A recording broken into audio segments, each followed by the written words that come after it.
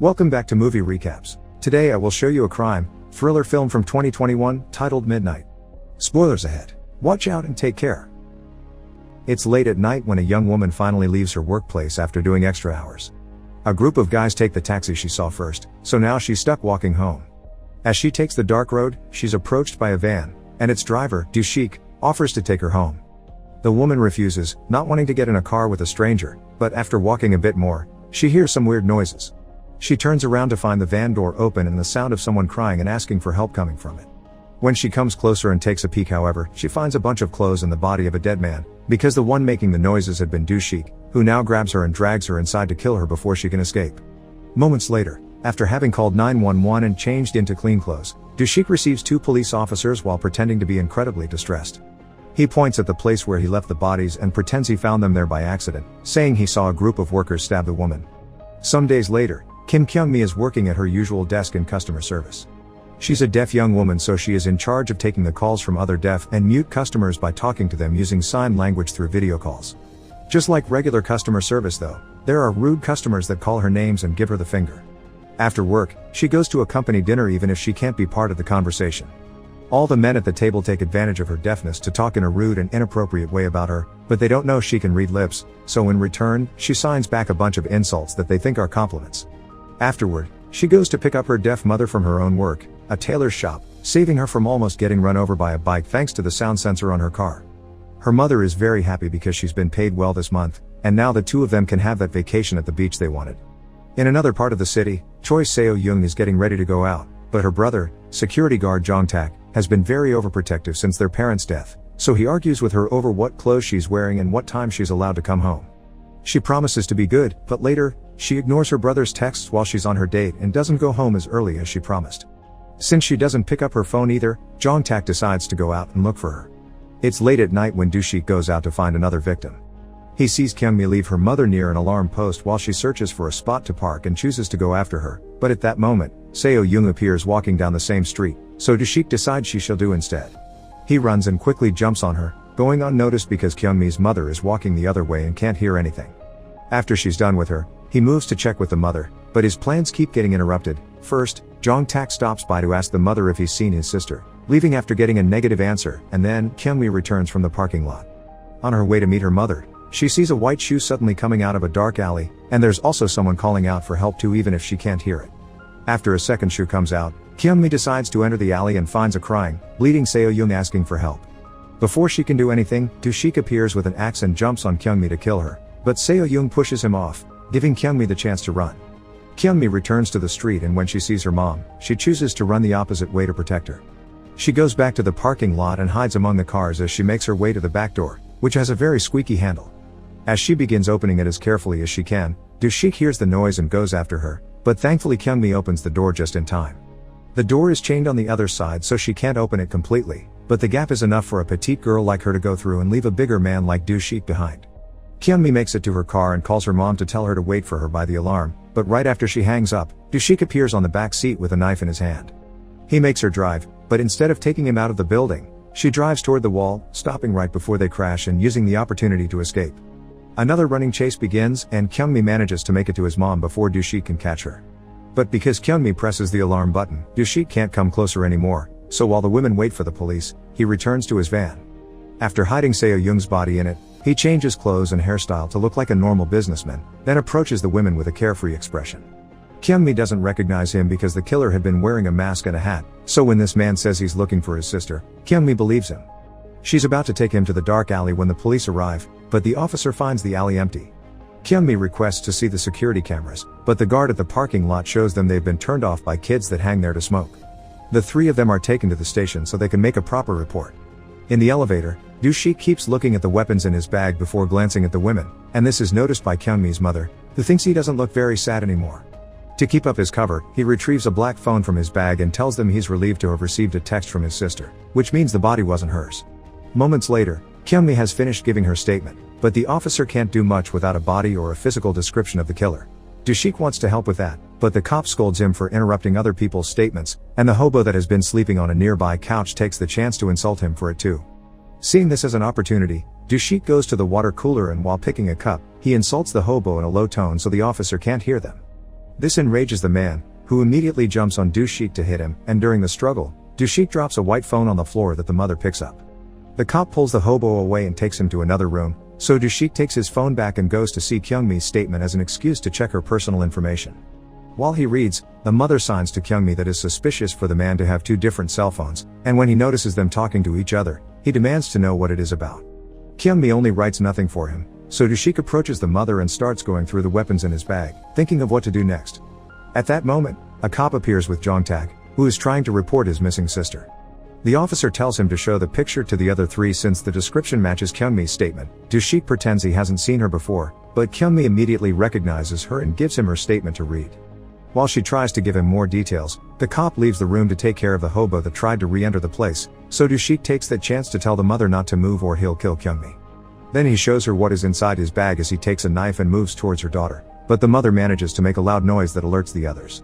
Jongtak turns around just in time and stops the knife, so the two men begin fighting as the women go outside and call the cops over. Dushik admits having hurt Seo Young, which enrages Jongtak.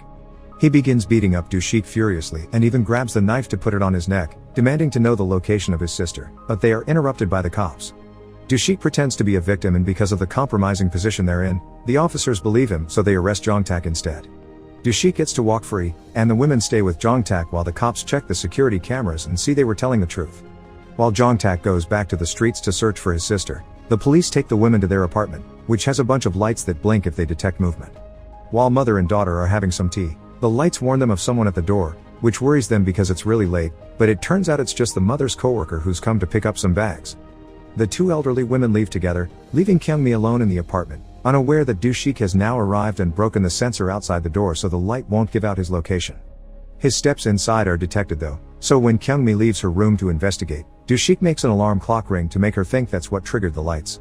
Afterward, once she is back in her room, he finishes turning off all the other sensors in the house while she texts Jongtak, who had given her his card in case she needed anything. Dushik grabs his axe and gets ready to strike, but at that moment, Kyungmi notices a toy on the dresser is activated yet the lights don't react to it, so she turns around just in time to dodge Dushik's attack. She runs to another room and puts a dresser in front of the door before sending a text to Jongtak to tell him the murderer is here. Then she texts her mom to tell her not to come back, but as the door stops shaking, she gets a text saying she's already there and found the door open. Thinking her mother is in danger, Kyungmi begins moving the dresser back, but as more texts from her mom asking for help arrive, she realizes they have perfect spelling when her mother usually doesn't type so well. It's then that she realizes Dushik has her phone and she stops moving the dresser just in time for him to appear at the door gap. He tries to grab her hand, but Kyungmi manages to pull it back and lock the door on his face. This doesn't stop him for long however, Dushik begins destroying the door with his axe to make his way inside. Not having another way out, Kyungmi jumps off the window, but Dushik grabs her by hair as she falls. She struggles against the hold and manages to make him let go, causing her to fall safely on a pile of trash. Kyungmi begins running again and Dushik goes after her. Soon Jongtak finds them and joins the chase too. After running through dozens of blocks, Dushik corners Kyungmi in a closed area, and he's about to attack when Jongtak arrives. To stop him from hitting him, Dushik puts his own knife against his neck and threatens to kill himself, which means Jongtak would never know where his sister is. With Jongtak frozen in place, Dushik sends a text to his phone with Seo Young's location and makes him choose between the two girls. Jongtak apologizes to Kyungmi and runs away in search of Seo Young at the address he was given, Kyungmi's house. Obviously, Dushik lied and the place is empty, and Jongtak only comes across the mother when she comes back. Meanwhile, Kyungmi tries to use a chair from the trash to defend herself, but Dushik takes it from her and uses it to pin her to the ground. While he uses the phone to talk to Jongtak and call him a bad person for having left her there, Kyungmi grabs some dirt and throws it at Dushik's face to use the distraction to push him off her and start running again. When she reaches the street where his van is, he sees the door open and Seo Young coming out of it, asking for help with a knife in her hand. As the mother and Jongtak reach the closed area and find it empty, the two girls hide in an alley, right behind a trash container. Kyungmi wants Seo Young to call 911, but she refuses because she can hear Dushik nearby, who has discovered there is no body in the van, so Kyungmi decides on a plan. She writes on her phone a message to Seo Young, telling her to call her brother because he's nearby, before giving it to her and grabbing the knife in return. While Dushik is turned around, she leaves the alley and hides, only coming out again when the murderer is about to find Seo Young. She makes a weird noise with her mouth and shakes a nearby metal shutter, and once he has Dushik's attention, she puts the knife against her neck, threatening to kill herself and robbing him of the pleasure. Dushik goes after her, and after pressing the alarm on the pole once more, Kyungmi begins running, restarting the chase around town while Seo Young calls her brother to ask for help. He and the mother go to rescue her with an ambulance, and Seo-young lets them know the direction Kyungmi has run toward to save her. This time, Kyungmi runs towards downtown, hoping to have more people around will make it harder to be caught. She crosses the busy street with lots of difficulty since she can't hear the cars, but after a few dangerous moments, she manages to reach the other side and go into a commercial area. She tries asking people for help, but since she can't talk, they ignore her. Dushik is coming closer, so she has no other choice but to take out the knife to defend herself, making everyone step back in a circle around them.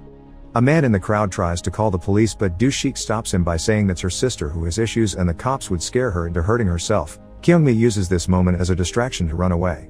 A moment later, however, the police find her and take her back to Dushik. Believing the sister's story, they also give the knife back to him. Once they're gone, Kyungmi starts crying, and with the few sounds she manages to make, she begs her not to kill him because she still has so much left to do. Not wanting to do this in front of people, Dushik takes her to a nearby ally, and after telling her she almost convinced her but it wasn't enough, he gets ready to stab her. Thankfully, Jong-tak arrives then and stops him just in time. The two men begin fighting, and Jong-tak manages to grab Dushik with a hold around his neck to choke him. He lets go once he passes out and goes to check on Kyungmi, letting her know that Seo-young is safe at the hospital and her mom is nearby. He's suddenly interrupted by Dushik, who only pretended to pass out and is now hitting Jong-tak with empty bottles and various other pieces of trash. Kyungmi gets him to stop by picking up the knife, so Dushik decides to leave the alley and go after the mother instead. He finds her in the middle of the commercial area and approaches her, asking her to follow him into a dark alley, but at that moment Kyungmi sees them and comes after him with her knife in hand. Dushik makes fun of her because she's failed to stab him and only managed to hurt his hand instead. However, that's part of the plan. She's put the knife in his hands and stabbed herself, making it look as if it was him. The crowd steps back, effectively believing the trick and not listening to him when he says it wasn't him. The police arrive then and shoot at the air as a warning, but Dushik won't stop moving, so they shoot him on the body a couple of times. This is still not enough, especially because Kyungmi provokes Dushik by giving him the finger, but when Dushik is about to try again, Seo-young arrives and tackles him to the ground where he finally dies. Many days later, Kyungmi and her mother go to the beach to have the vacation they dreamed of. Seo-young and Jong-tak join them as well, and after showing them how they've been learning some sign language, the four of them take a picture together. Make sure to subscribe and turn on notifications so you can watch more videos like this. Thanks for watching.